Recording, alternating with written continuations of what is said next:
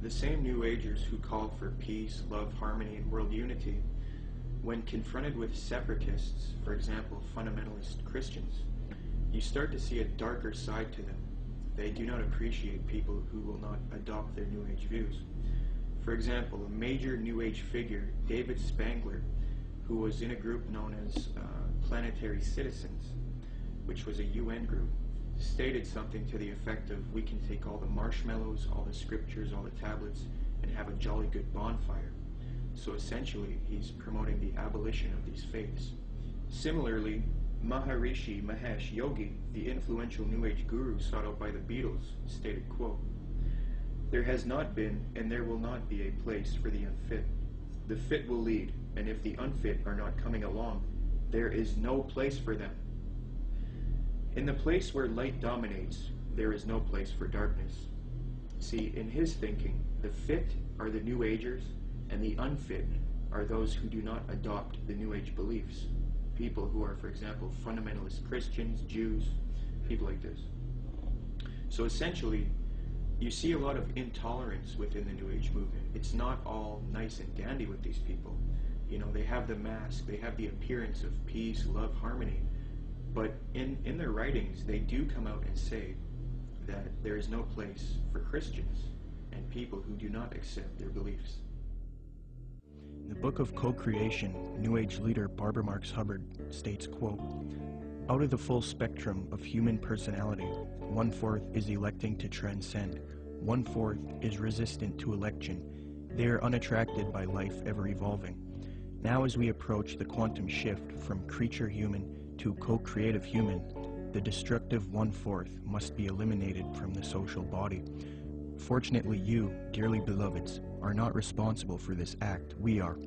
We are in charge of God's selection process for planet Earth. He selects, we destroy. We are the riders of the pale horse, death." Alice Bailey explained what the New World Order will do to those who refuse to accept it. Quote, "Let us never forget that it is the life, its purpose, and its directed, intentional destiny that is of importance, and also that when a form proves inadequate, or too diseased, or too crippled for the expression of that purpose, it is, from the point of view of the hierarchy, no disaster when that form has to go. Death is not a disaster to be feared. The work of the destroyer is not really cruel or undesirable. Therefore, there is much destruction permitted by the custodians of the plan, and much evil turned into good." Unquote. Blavatsky's peer, Aleister Crowley, said an Egyptian entity told him Christianity would be destroyed at the advent of the New Age. Quote, "A peer of Blavatsky's, often called the prophet of the New Age, Aleister Crowley, claimed to have been visited in the spring of 1904 by an Egyptian entity called Awais, who foretold to Crowley the end of Christianity." Unquote. But if you dig deep into the literature, yes, they're going to be extremely intolerant. David Spangler had talked about the Luciferic initiation and these types of things. And we look in the Bible and we can look at like Revelation 13 and where all they that do not receive the mark and the mark of the beast in their right hand or their forehead, you know, are going to essentially forfeit their life. This is how intolerant it's going to become. It's going to be their way or no way. And so, no, they're not going to have any tolerance. I think at first they're going to come as real nice guys, though. I don't think they're going to do that right off the bat. But eventually it's going to get to the point where enough people have bought into it and enough strong delusion is there that, yeah, they're not going to be tolerant whatsoever. Barbara Marx Hubbard states, "The end of this phase of evolution shall come. All will know their choice. All will be required to choose. All who choose to be natural Christs will be guided from within as to how to proceed. All who choose not to evolve will die off. The kindergarten class of Earth will be over." Unquote. Robert Mueller, previously mentioned, states, quote, "I am surprised that no one has yet thought of creating a pro-Earth, humanity-challenging organization which would put itself in the shoes of our Mother Earth and rejoice whenever humans diminish in numbers or consume less. It would give yearly prizes to people, events, or institutions which achieve a reduction of the human population or of the consumption of Earth resources. The first prize should go to the United Nations, which through its world population conferences and anti-population work has prevented 2,200,000,000 more people from being born between 1952 and the year 2000.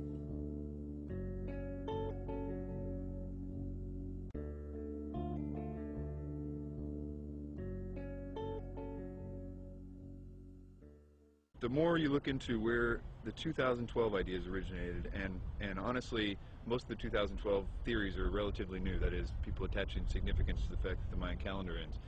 And almost without exception, they are by people that are channeling entities. A lot of times they say it's the Pleiadians that they're talking to, or the Syrians, or in the case of David Wilcock, it's Ra and Seth. Most of the time, what the entities are telling the people don't always match up, but they always seem to be telling the same things. And for the most part, a lot of those early people that got the information from spiritual entities were saying that it was a great cosmic enlightenment that was coming in 2012. And so that to me seems to be the most direct idea that the spirit world wants us to think, because it's oftentimes accompanied with this idea that they want the person they're telling to go out and tell more people. So 2012 became significant on the internet because people felt like it was their mission to tell other people because they were having supernatural experiences. Most of the 2012 theories will fall into one of two categories. Either they're going to be, that in 2012 there's going to be some great enlightenment. They say it's a spiritual evolution or a consciousness shift or a vibrational change or something to that effect. And the other half of it seems to be more about a cataclysmic events that are going to happen in 2012. Usually, they're based off the idea that the Mayan calendar ends or restarts in 2012.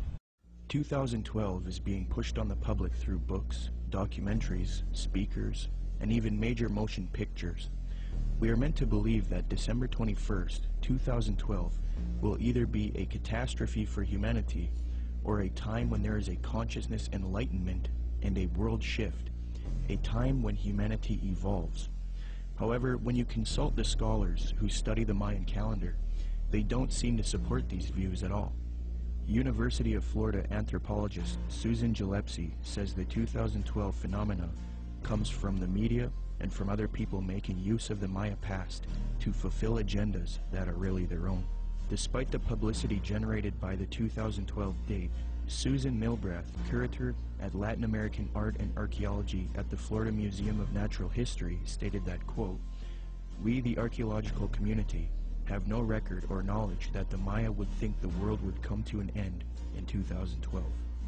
I think probably the most significant reason that all of them are wrong is because what they say that is going to happen in 2012 isn't. That is, although the Mayan calendar might be ending, there is no galactic alignment, whether it be the Earth actually won't be aligning with the center of the galaxy in the sense, and that actually won't happen for another 30 million years. So, and even if it was, there's no necessarily any evidence that anything would happen, but it's really a moot point because there isn't anything happening. Secondly, there is no actual alignment of the planets. It's another thing that people are saying is going to cause the enlightenment or the catastrophes.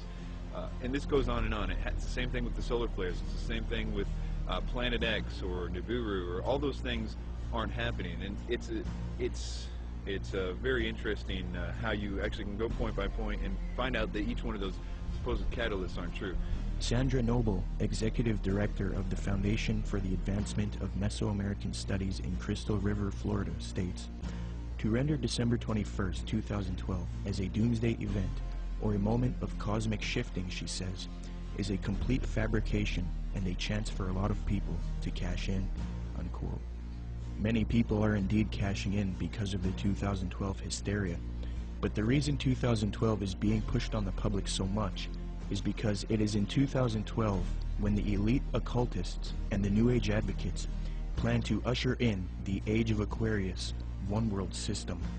Siri Data points out that the New Age consensus is that the Age of Aquarius one-world system will be ushered in 2012. Quote, "It is generally agreed that the actual time that we enter the Age of Aquarius will be 2012, unquote. Could this whole 2012 concept be propaganda to get people to accept the Age of Aquarius in 2012? Eugene Gallagher likewise notes that the supposed age of Aquarius is expected to arrive in 2012. Quote, "The term New Age is most closely correlated with the astrological idea that we are about to enter a new age, the age of Aquarius, which will arrive around 2012, unquote.